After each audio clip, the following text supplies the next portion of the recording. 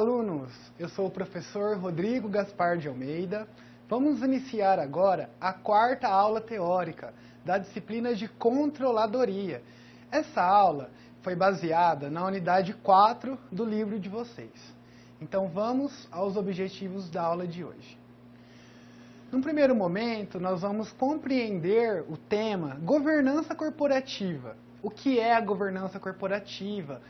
O que ela traz de mudança para a gestão das organizações? Como ela vai afetar a controladoria? Num segundo momento, vamos discorrer sobre os controles internos. O que são os controles internos? Quais os tipos de controles internos que temos nas organizações? Por fim, vamos discutir sobre os riscos. Os riscos são a possibilidade de que um objetivo da organização não seja alcançado, não seja cumprido.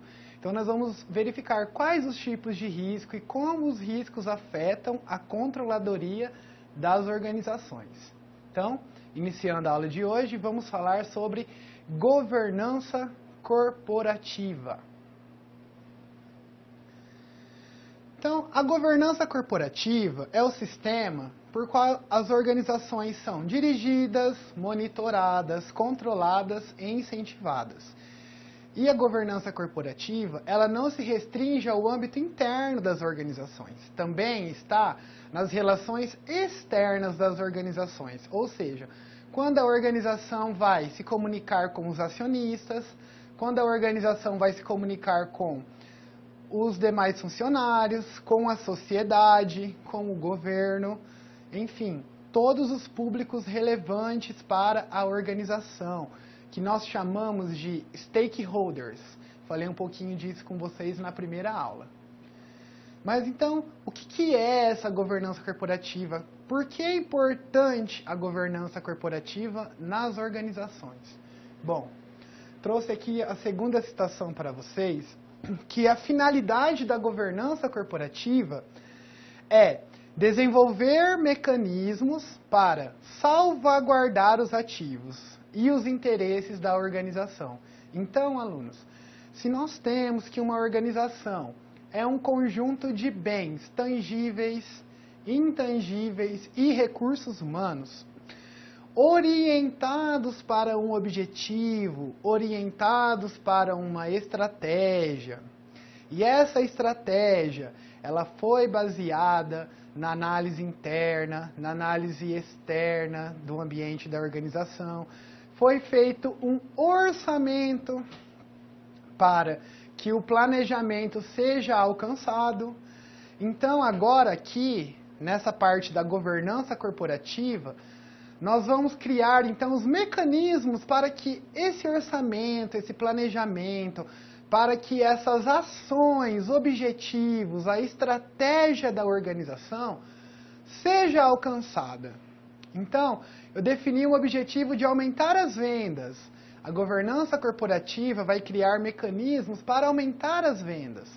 Vai criar departamentos que vão fiscalizar se a organização está aumentando as vendas, não está aumentando as vendas, qual região está aumentando as vendas. Nós vamos ver um pouquinho mais sobre esses mecanismos no decorrer da aula de hoje, mas o que eu quero que fique claro para você? Que a governança corporativa, ela vai assegurar que a organização cumpra seus objetivos, cumpra as suas metas, certo? A governança corporativa, então, ela vai propiciar que a organização alinhe as ações dos gestores, os mecanismos de produção, a infraestrutura tecnológica. Tudo isso vai alinhar esses aspectos da organização à missão, visão, objetivos, ao planejamento estratégico. E a governança corporativa, ela não vai atuar apenas no longo prazo. A governança corporativa, ela vai ajudar a organização a atingir os objetivos de curto, médio e longo prazo. Certo? Bom, nesse slide aqui, eu trouxe então quais são os 4 princípios de governança corporativa. para que a governança corporativa seja implementada numa organização, para que a organização possa usufruir dos benefícios da governança corporativa, são necessários 4 princípios. Então, o primeiro dele, transparência.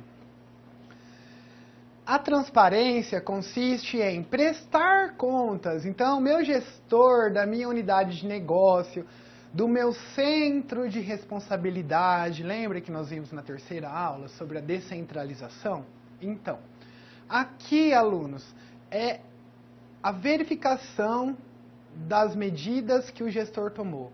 Então, vai ser feita uma prestação de contas, o gestor vai informar a diretoria, vai informar ao conselho administrativo como ele agiu nesse ano, o que ele fez de melhorias. E tem que ser uma coisa transparente, ou seja, não pode só falar as coisas positivas, tem que falar também os impactos negativos, o que perdeu, o que fez errado. Então isso é a transparência. Não apenas divulgar informações positivas, mas também reportar para os gestores acima, o alto escalão da administração, também os fatores negativos. O segundo princípio da governança corporativa é a equidade, ou seja, todos os funcionários da organização têm a sua importância, todos os setores da organização têm importância. Então, é um tratamento igual a todas as áreas. Nenhuma área é mais importante que a outra. Nenhuma área, às vezes uma área, ela tem uma responsabilidade maior em criar valor. Por exemplo, o departamento de vendas.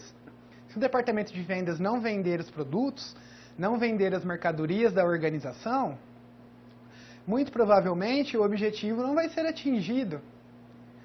Mas não é por isso que o setor de vendas deve ser privilegiado em relação ao setor produtivo, em relação ao setor de finanças, em relação à contabilidade. Todos os departamentos têm que ter um tratamento, todos, e não precisa ser igual, mas é um tratamento igualitário, equânime que nós falamos, certo? O terceiro, que também vai muito em relação ao primeiro, que é a prestação de contas. No primeiro, nós falamos que tem que ser divulgados aspectos negativos e positivos. Aqui nós estamos falando da prestação de contas mesmo. Se teve resultado, qual foi a produtividade, quais os indicadores que vão mensurar a eficiência, a eficácia, o lucro. Então, prestar as contas, gerar relatórios, estruturar essas informações em relatórios, que é diferente de ser transparente, certo? Eu posso estruturar um relatório, prestar uma conta não sendo transparente, enfatizando apenas um resultado positivo, que é diferente de ser transparente. Transparente, eu vou falar o que realmente aconteceu, eu não vou omitir nenhum fato. Responsabilidade corporativa. Esse quarto princípio da governança corporativa é um tema muito emergente na realidade das organizações. O que é responsabilidade social corporativa? Significa que a organização deve perseguir além do lucro. Não deve-se buscar apenas o lucro. Deve-se buscar o lucro, mas de maneira que preserve o clima da organização, de maneira que preserve as relações com a sociedade, de maneira que preserve o meio ambiente.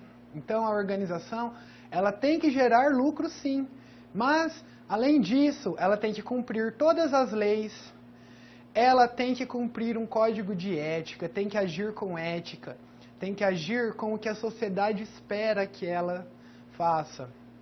E, se ainda a organização quiser fazer doações, atividades filantrópicas, aí já é um nível um pouco mais avançado de responsabilidade social corporativa. Mas aqui, na governança corporativa, a responsabilidade quer dizer isso, que a empresa não deve buscar apenas o lucro, apenas aspectos financeiros. Ela também tem que ter esse interesse pela sociedade, cumprir as leis. Então, isso é a responsabilidade social corporativa. Quando uma organização consegue exercer as suas atividades. Com esses 4 princípios, aí nós podemos concluir que essa organização ela está aplicando a governança corporativa nas suas atividades. E para esse sistema de governança corporativa, é necessária a criação de alguns setores, alguns departamentos na organização que vão ser responsáveis por essa fiscalização. Então, um exemplo é o Conselho de Administração. O Conselho de Administração é um órgão superior da empresa que ele é responsável por verificar o direcionamento estratégico da organização. As estratégias estão sendo implementadas? Quantos por cento eu atingi de uma determinada estratégia? Quais ações eu vou fazer no curto prazo para que essa estratégia seja implementada a longo prazo? Então, isso, quem vai fazer é o Conselho de Administração. O Conselho de Administração é um órgão que ele é ligado aos acionistas, aos proprietários da organização. Então, eles geralmente que nós chamamos de CEO nas organizações. Então, ele é um executivo que ele vai liderar todas as diretorias da organização, então todos os gerentes, diretores financeiros, diretor de produção, diretor de contabilidade, esse profissional do conselho de administração, ele está acima de todas essas diretorias, ele vai coordenar a organização como um todo. E ele vai prestar contas para os acionistas, na reunião, nas assembleias gerais, na reunião dos acionistas. Então, esse órgão Conselho de Administração é um órgão que vai profissionalizar a administração da organização. Não é o proprietário da administração que vai estar ali tomando as decisões. Às vezes pode ser, mas na maioria das vezes é um profissional terceirizado, um profissional competente, um controller, profissional que entende de planejamento, entende de orçamento, entende como estipular metas, como estudar o negócio e, o mais importante, esse profissional ele tem que ser profundo conhecedor do modelo de negócios da organização. Então, como a organização gera valor, quais são os fornecedores, qual o prazo que eu posso conceder para o meu cliente, qual o capital de giro. Então, vejam a gama de atividades que tem o Conselho de Administração. Ele vai monitorar o desempenho da organização em relação aos objetivos estabelecidos. Outro órgão não menos importante da governança corporativa é o Conselho Fiscal. O Conselho Fiscal, como o próprio nome sugere, ele vai fiscalizar as atividades da organização. Então, ele vai verificar se aqueles balanços patrimoniais, aquelas demonstrações do resultado, aqueles relatórios que são informados ao Conselho de Administração, esses relatórios são verídicos? Aquelas informações são corretas? Então, o Conselho Fiscal vai analisar as informações da organização, vai emitir um parecer de que aquelas informações foram elaboradas conforme as normas de contabilidade, aquelas informações refletem realmente o que está acontecendo no âmbito produtivo da organização. Então, o Conselho Fiscal ele vai gerar uma aprovação ou então uma desaprovação dos atos do Conselho de Administração ou das diretorias.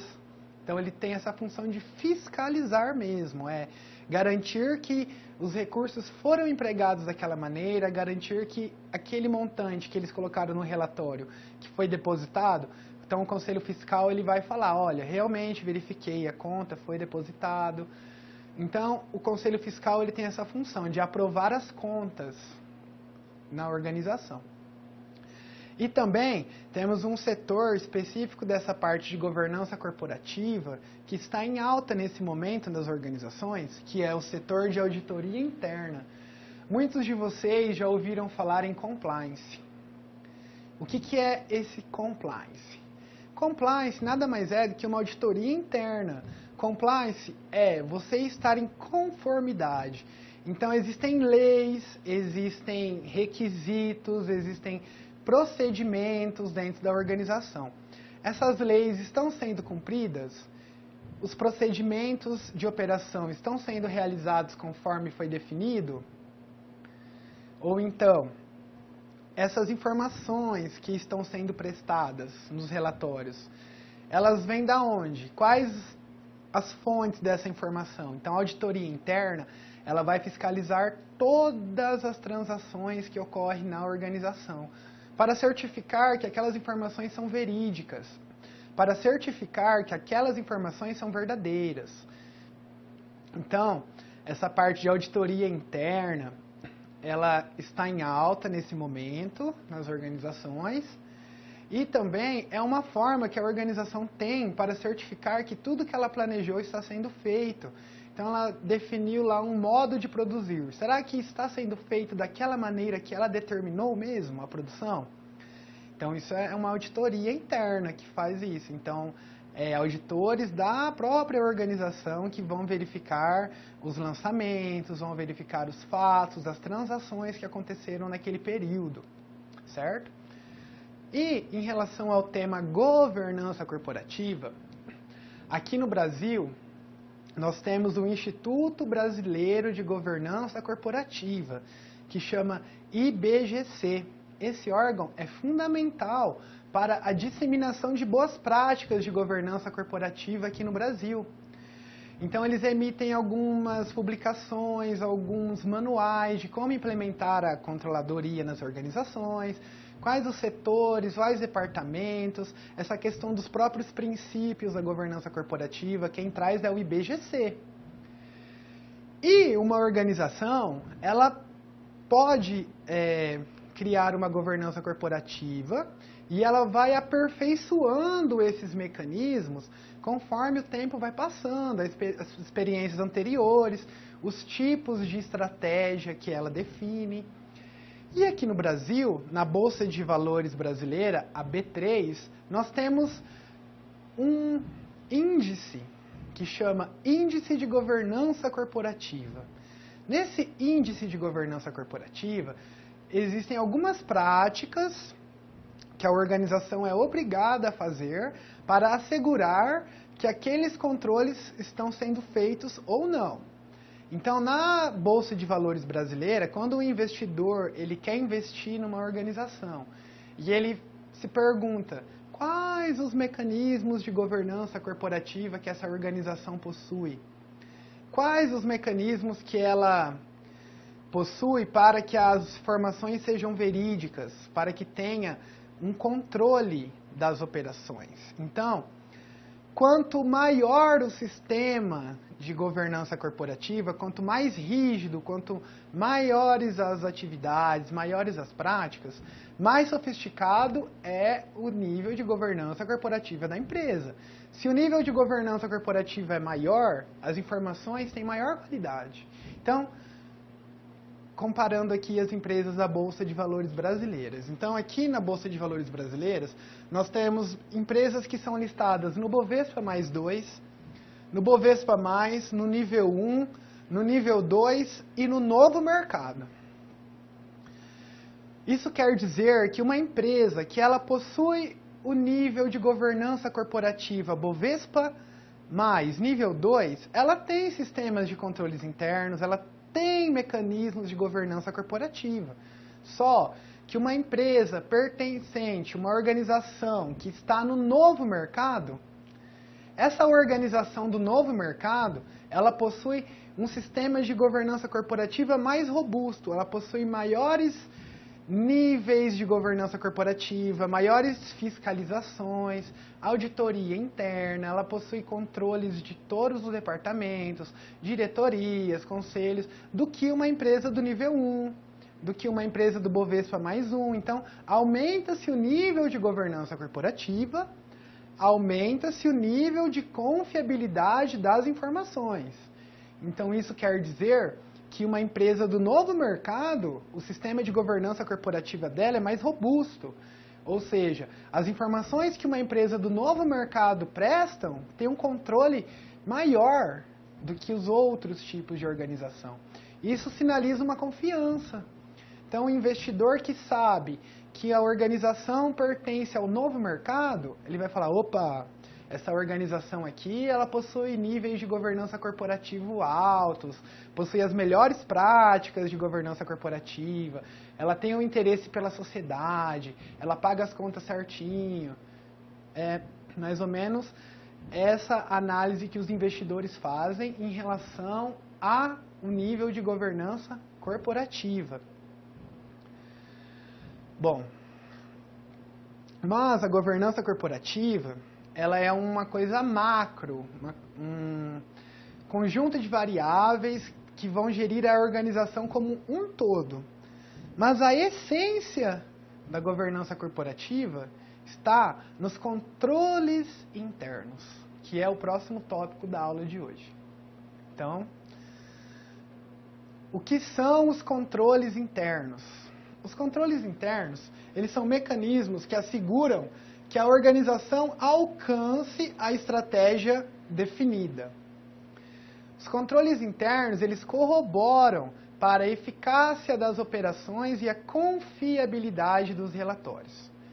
Então, alunos, nós temos informações que são geradas a todo momento na organização e nós temos controles para assegurar que a estratégia seja atingida. Eu vou dar um exemplo para vocês. Então, eu tenho lá que eu tenho vendas.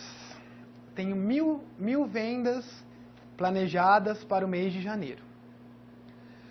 Como que eu vou controlar essas vendas? Bom, eu posso controlar essas vendas pelo relatório do setor de vendas. Então, quantas vendas você fez? Eu posso controlar pelas notas fiscais emitidas. Então, quantos produtos foram faturados? Mas, quem garante que todo produto que eu vendo, eu emito a nota fiscal? Aí já está um exemplo de controle interno. Então, eu fiz uma venda, aí eu vou colocar na frente o número da nota fiscal que foi emitida. Quando não tem o número da nota fiscal, eu já sei que aquela nota fiscal não foi emitida. Então, é um controle. Tá certo não emitir nota fiscal? Está completamente errado. Por isso que existe o controle interno, que a organização vai verificar que aquela nota não foi emitida, então ela já vai atrás de emitir aquela nota. Por quê? Porque se ela não emitir aquela nota, ela pode levar uma multa, ela pode sofrer outros tipos de sanções. Então, o controle interno, ele vai assegurar que a organização, ela proteja os seus ativos, proteja de multas, proteja de fiscalizações e ela vai corroborar para fornecer informações. Então, a grande função dos controles internos é gerar informação. Por que que é necessária a geração de informação? Porque existem objetivos, existem metas, existem planejamentos, existem orçamentos. Como que eu vou garantir que o meu departamento de pesquisa e desenvolvimento ele está investindo na inovação? Então, eu posso tirar um relatório, quantos produtos estão sendo pesquisados, quantas horas os meus funcionários do departamento de pesquisa e desenvolvimento estão fazendo atividade de pesquisa e desenvolvimento. Mas como que eu vou controlar isso? Bom, eu posso criar, então, um cartãozinho ponto ali, eu posso criar algum controle que o próprio funcionário vai preencher um formulário, começou tal hora, terminou tal hora. Eu tenho que controlar o tempo dessa atividade. Por quê? Quando eu gerar o relatório, eu vou gerar lá indicadores, eu vou gerar informações, alguém pode me questionar. Baseado em que você trouxe essas informações? Baseado nos meus controles internos. Então, no dia tal eu fiz isso, no dia tal eu fiz aquilo, pesquisei esse produto, fui atrás daquele outro produto. Então, isso são controles internos, certo? Os controles internos, eles podem ser desenvolvidos pelo conselho de administração, então quem formula a estratégia, a alta administração, ou então ele pode ser feito por qualquer outro funcionário da empresa, da organização. Imaginem lá no setor produtivo. Então eu quero saber quantas unidades estão sendo fabricadas com defeito.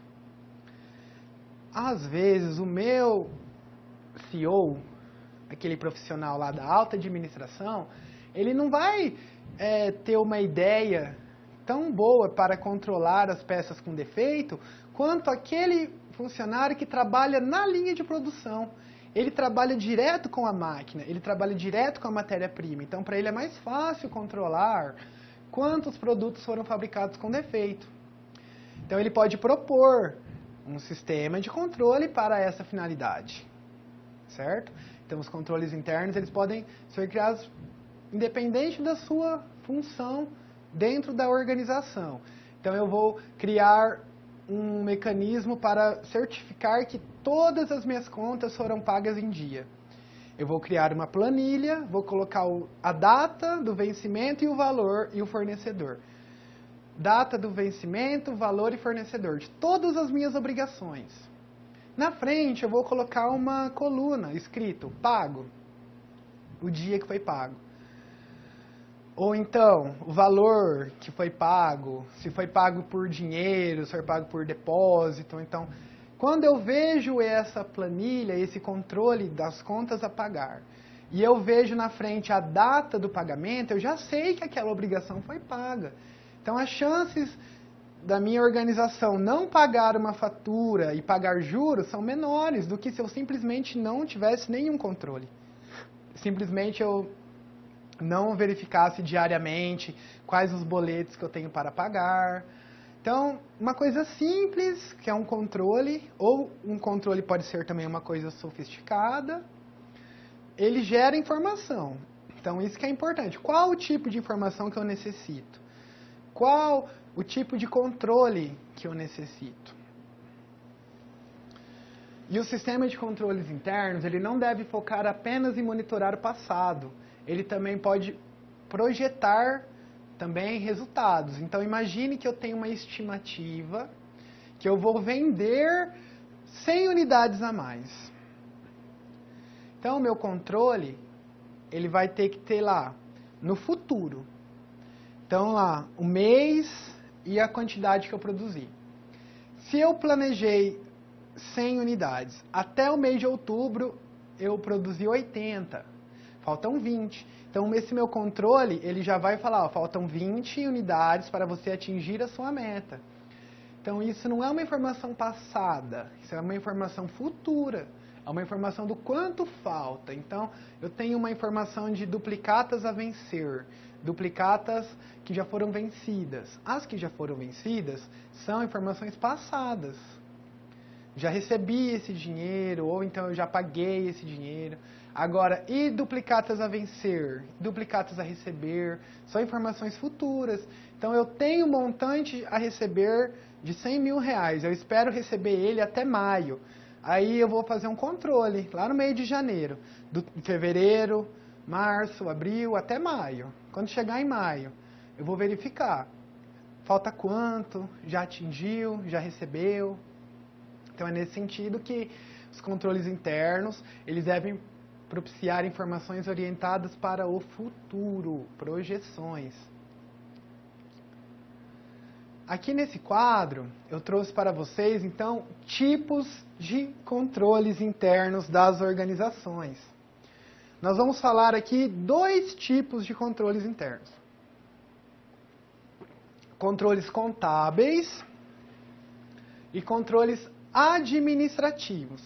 Então, quais são exemplos de controles contábeis? Então, sistema de autorização e aprovação de compras. Como que funciona o processo de compras na minha organização? Eu tenho que fazer 3 orçamentos? Eu tenho que pedir autorização do meu gestor superior? Ou não, eu mesmo vou lá e compro o jeito que eu quero, a mercadoria que eu quero? Existe alguém que vai aprovar essa compra? Então, esse é um exemplo de controle. Porque quando uma pessoa aprova, já tem uma outra fiscalização sobre essa atividade. Então, não é uma coisa que só eu, funcionário que estou comprando, concluí que é uma compra boa. Eu concluí uma oportunidade e o meu gestor aprovou. Então, passou por 2 visões diferentes, 2 sistemas de controles diferentes. Outro exemplo aqui, separação entre a tarefa de manutenção de registros e guarda. Então, eu tenho lá contas a pagar e contas a receber. Se é a mesma pessoa que faz o contas a pagar e o contas a receber, talvez ela pode privilegiar uma atividade em detrimento à outra. Então, se eu tenho uma meta de aumentar a liquidez da empresa, talvez eu não vou querer pagar todo mundo em dia, talvez eu vou priorizar o recebimento. Se eu tenho um gestor que é do contas a pagar e outro que é do contas a receber. Então, o meu gestor do contas a receber, ele vai estar mais inteirado sobre os prazos que a minha organização pode conceder para o cliente, talvez descontos de duplicatas, alguma outra estratégia. O meu contas a pagar, ele já está mais focado na questão do fornecimento da matéria-prima, quais fornecedores são confiáveis. Então, se for a mesma pessoa que faz as duas atividades, pode-se gerar um conflito. Uma atividade pode ser desenvolvida melhor que a outra. Um outro exemplo, para ficar mais fácil, o funcionário que recebe o dinheiro é um funcionário que concede desconto. O ideal é que o funcionário que receba, ele apenas receba o valor que está ali. Um gestor acima dele pode dar um desconto ou não. Por quê? Imagine funcionários, alunos, que o funcionário ele vai dando um desconto de R$10 para todo mundo que vai lá na mesa dele. Aí no final do dia deu R$100. Ninguém aprovou, ninguém sabe que ele está dando esse desconto. Ele pode pegar e ficar com esse dinheiro, porque ninguém controla isso. Agora, quando é uma outra pessoa que tem que autorizar o desconto, ele vai chegar e falar, mas por que você está dando esse desconto? O que aconteceu para esse cliente merecer esse desconto? Então, percebam que há uma fiscalização entre uma atividade e outra. Por exemplo, a pessoa que compra, ela pode ter um amigo numa outra organização e esse outro amigo dela fala, compra meu produto para me ajudar a atingir minha meta. Às vezes não é a melhor opção para a empresa. Então, quando tem uma pessoa fiscalizando essa compra, provavelmente as melhores decisões serão tomadas. Tem-se um cuidado, certo?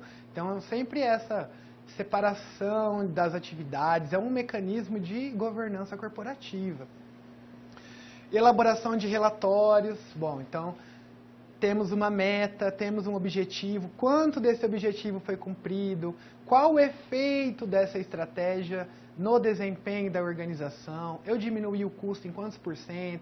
Aumentei a receita? Então, aqui são os relatórios que são feitos para prestar as contas. Custódia de ativos. Então, imagine, alunos, que eu emprestei um equipamento da minha empresa para outra organização. Emprestei uma máquina, um trator, por exemplo. Como que eu vou saber aonde está o meu trator?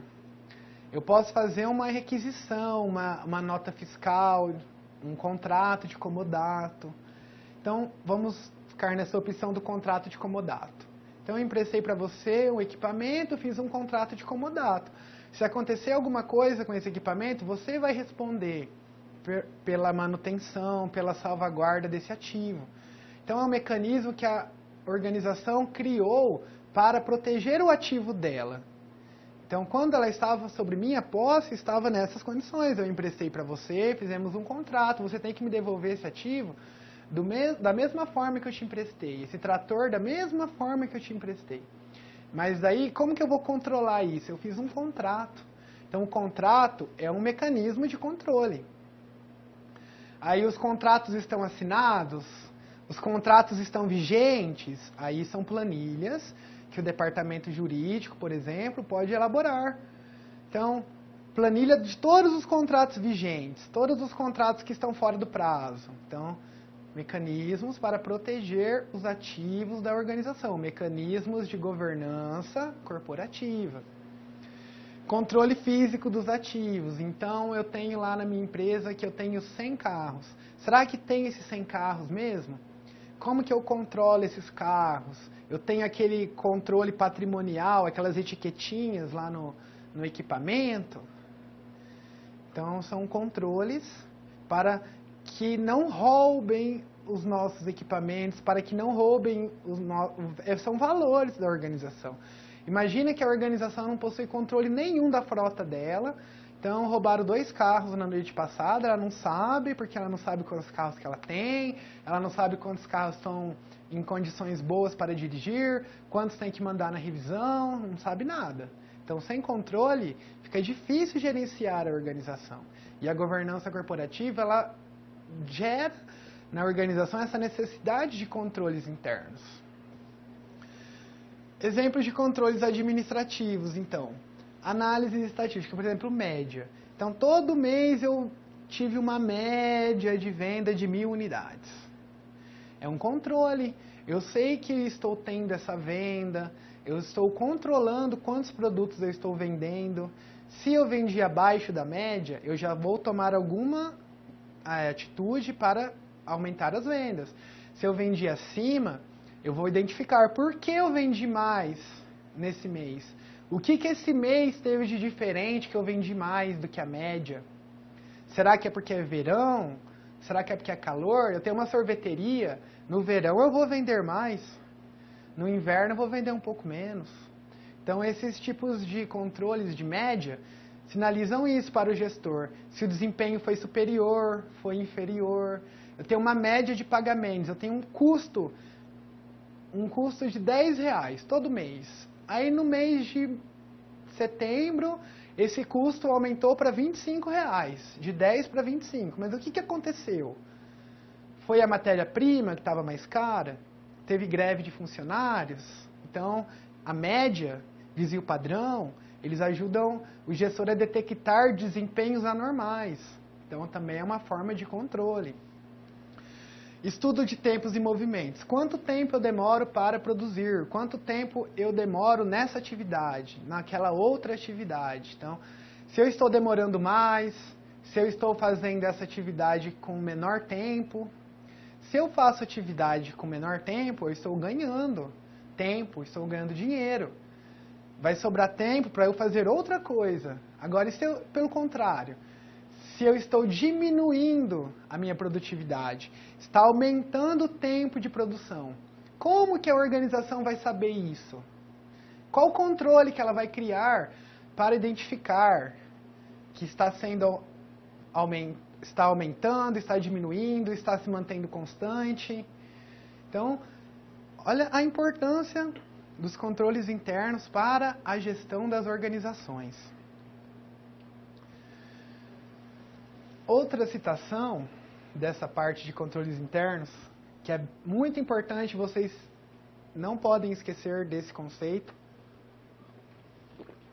Temos um conceito chamado custo-benefício de produzir a informação. O que significa custo-benefício? Significa que o custo para eu produzir determinada informação não pode ser superior ao benefício que eu tenho com essa informação. Então, vamos imaginar uma carpintaria. A carpintaria, ela vai ter entre sua matéria-prima, seus materiais de produção, pregos. Será que compensa para a organização controlar a quantidade de pregos que ela usa em uma determinada obra ou outra obra, ou em determinado móvel ou em outro móvel, ou compensa a organização controlar a quantidade de caixa de pregos? Talvez a organização controlando caixa de pregos, ela vai perder um prego ou outro ali, talvez um carpinteiro vai utilizar um pouquinho a mais que devia, mas imagina o trabalho que não teria essa organização de ficar contando prego por prego. Ah, eu preciso de 77 pregos, eu preciso de 93, a caixa vem 100. Não era mais fácil eu dar uma caixa de 100 para ele? São exemplos de custos-benefícios. Então, eu tenho juros que eu vou pagar se eu atrasar a minha parcela. Esses juros juros e multa equivalem a 10% da parcela. Será que não compensa eu criar um mecanismo de contas a pagar, um controle de contas a pagar, sendo que se eu não pagar no dia eu vou pagar uma multa e juros de 10%? Compensa, porque talvez o gasto que eu vou ter para gerar essa informação não chega nem 1% do valor daquela dívida. Então, são exemplos de situações, então, custo-benefício. O custo de você gerar a informação, o custo de você fazer o controle. Então, por exemplo, eu tenho uma empresa de grande porte que ela tem um porteiro para evitar que mercadorias entrem e saiam sem nota fiscal. Se uma mercadoria sai sem nota fiscal, é um prejuízo absurdo para a organização. Então, compensa uma organização pagar um funcionário e deixar ele lá na portaria, para ele cuidar da entrada e da saída. Agora, imagina que a organização não tem muito movimento, os produtos são bem baratinhos, ela produz tudo com nota fiscal, tudo certinho. Compensa ela ter um funcionário lá só para controlar essa saída? Às vezes não. Às vezes ela está perdendo dinheiro, perdendo tempo e não está tendo benefício daquela informação. Então, toda vez que nós vamos fazer controles internos, temos que observar isso. Qual o benefício desse controle e qual o custo que eu tenho para obter essa informação. Se o custo for superior ao benefício, então não compensa. Se o custo for inferior, o benefício for superior, aí compensa fazer o controle interno. Aqui eu já falei um pouquinho para vocês que dentro dessa parte de controle interno temos dois tópicos que estão emergentes aí no âmbito organizacional, que é a auditoria interna e o compliance. Então, conforme eu disse para vocês, a auditoria interna ela vai assegurar que todas as transações da organização são verdadeiras, tudo reflete, aquelas informações daquele contrato são verdadeiras, as informações daquela nota fiscal são verdadeiras. Eu vou ter um profissional que vai observar documento por documento, ele vai analisar todas as transações da organização e vai falar, olha, está tudo certo, olha, está faltando isso, olha, isso aqui está não conforme. Então, essa parte de auditoria interna tem essa função, assegurar que as informações são verídicas, assegurar que as informações são completas. E agora nós vamos entrar no último tópico da aula de hoje, que nós vamos falar sobre riscos. O que é um risco? Como que um risco pode afetar uma organização? O risco, ele é ligado à estratégia, não é ligado à estratégia, ele está ligado às operações, o risco ele está ligado ao ambiente interno, ao ambiente externo. A resposta para essas perguntas é sim para todas, alunos. Então, o risco ele está dentro da organização, o risco ele está fora da organização, o risco ele vai afetar a organização de diversas maneiras. Mas então, o que é esse risco? Bom, o risco é a possibilidade de não cumprir um objetivo. O risco é a possibilidade de que alguma coisa que eu havia planejado não seja concretizada. Então, por exemplo, eu defini aumentar as vendas. Qual é o risco? O risco é eu não conseguir aumentar as vendas. Qual é o outro tipo de risco? O risco é eu não conseguir produzir as mercadorias que eu vou vender. Outro risco, o cliente não pagar a mercadoria que eu vendi para ele. Outro risco, meu sistema saiu fora do ar, eu perdi tudo, eu não sei para quem eu vendi, eu não sei quantos que eu vendi. É um risco tecnológico, um risco do sistema. Então, existem diversos tipos de risco. Qual a definição de risco que eu trouxe aqui para vocês? Então, risco é a possibilidade de não cumprir os objetivos e ele é quantificável. Não quer dizer que eu tenho uma expressão monetária, em dinheiro. Olha, esse risco é 10 mil reais, esse risco é 100 reais, esse risco é 500 reais. Pode ser que eu tenha essa informação, mas geralmente nós trabalhamos com probabilidades. Então, a probabilidade do meu cliente ser inadimplente é 2%. Por quê? Porque eu tenho um histórico na minha organização de vendas passadas, eu já vendi para esse cliente, eu consultei o site de restrições de crédito, esse cliente está tudo certo. Já, quando eu tenho um cliente que ele já foi mal pagador, eu tenho um cliente que ele já está com alguma dívida em algum banco, eu tenho um cliente que ele não tem crédito mais na praça, a chance de eu ter uma inadimplência devido a esse cliente, ela é maior. Então, dependendo da atividade da organização, há um risco. Vou dar um outro exemplo para vocês. Então, há mais de 10 anos eu atuo na cidade A. Conheço todos os clientes da cidade A, eu já atendi diversas residências, enfim, diversos serviços para aquela cidade A. Aí eu decidi me instalar na cidade B, que eu não conheço ninguém, eu não sei quanto tempo eu demoro para me locomover naquela cidade, eu não tenho certeza de como é a cultura daquela cidade. Então, as chances de que a minha inadimplência ou então algum outro risco que possa ocorrer nessa cidade B é muito maior do que a cidade A. Por quê? Porque na cidade A eu tenho mais informações. Então, o grau do risco também ele se relaciona com a quantidade de informações que eu tenho sobre aquele determinado evento. Temos aqui que todas as organizações estão sujeitas aos riscos. E eles podem ser operacionais, financeiros, regulatórios, estratégicos. Então, eu defini uma estratégia errada. O PIB está diminuindo e eu decidi aumentar as vendas. Estou indo na contramão. Talvez eu possa ter definido a estratégia errada. Estou no momento de crise. Eu decido aumentar o preço de venda. Será que eu vou vender mais se eu aumentar o preço de venda numa crise? Talvez eu possa ter definido uma estratégia errada. Temos também riscos tecnológicos, riscos sistêmicos. Aqui é bastante no setor financeiro. Então, imagine que eu financiei uma safra de soja. E jogaram fogo lá na lavoura, meu cliente perdeu toda a soja que ele tinha plantado. Quais as chances dele pagar meu empréstimo? São bem baixas, né? Salvo se ele tem algum seguro lá da safra, alguma proteção contra esse tipo de incêndio, mas imaginamos que ele não teria. Então, se um banco ele leva um prejuízo e esse prejuízo ele se expande para outros bancos, para outros setores, então esse setor, por exemplo, da soja, dessa lavoura que pegou fogo, às vezes uma outra empresa ia transportar essa soja. Essa empresa já que ia transportar soja já não vai ter essa receita também. Então, assim, um risco do sistema. Então, uma causa vai infestando a outra. No setor financeiro, devido a essa característica de empréstimos, financiamentos, então temos esse risco um pouquinho maior do que nos outros tipos de empresas ou organizações.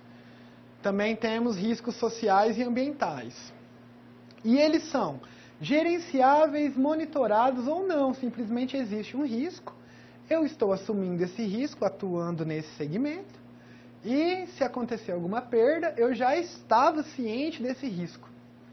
Alguns riscos eu consigo controlar. Por exemplo, se eu utilizar cinto de segurança, a chance de eu sofrer um acidente e morrer é menor do que se eu sofrer um acidente sem o cinto de segurança. Então, da mesma maneira, numa organização, eu vender para um cliente que possui bom histórico de pagamentos, diminui a chance de inadimplência. Aqui nessa tabela eu trouxe exemplos então de riscos. Riscos de propriedade, riscos do processo e riscos comportamentais. Então, riscos de perdas de ativos, riscos estratégicos que eu comentei um pouquinho com vocês no slide anterior, riscos financeiros. Então, eu não fiz corretamente a provisão das minhas dívidas, eu não paguei todo mundo, eu posso ter um risco, um protesto, uma ação judicial, risco de operação humana, risco de defeitos. Depois também, riscos de insatisfação dos funcionários. Então, eu tenho funcionários insatisfeitos. Será que não vai aumentar a chance de produzir um produto com defeito? Será que esse funcionário ele vai ter o mesmo zelo que aquele outro funcionário satisfeito, aquele outro funcionário produtivo? Então, riscos relacionados também a recursos humanos podem influenciar no desempenho da organização. Bom, concluímos mais uma aula. O que nós falamos hoje foi sobre 3 tópicos que são realidade nas organizações, governança corporativa, controles internos e riscos. Esses 3 tipos de... esses 3 tópicos, desculpem alunos, esses 3 tópicos geram informações para as organizações. Geram informações que vão ajudar os gestores a tomar as decisões corretas, a verificar se aquilo que ele planejou foi realmente alcançado, o que ele estipulou de meta vai ser atingido, não vai ser atingido. Então, esses 3 tópicos, governança corporativa, controles internos e riscos, são ligados à capacidade da organização atingir ou não seus objetivos e como elas vão atingir, quais os controles vão ser necessários, quais informações serão necessárias. Trouxe aqui também as referências que eu utilizei aqui na aula de hoje. Muito obrigado pela atenção. Espero vocês na próxima aula.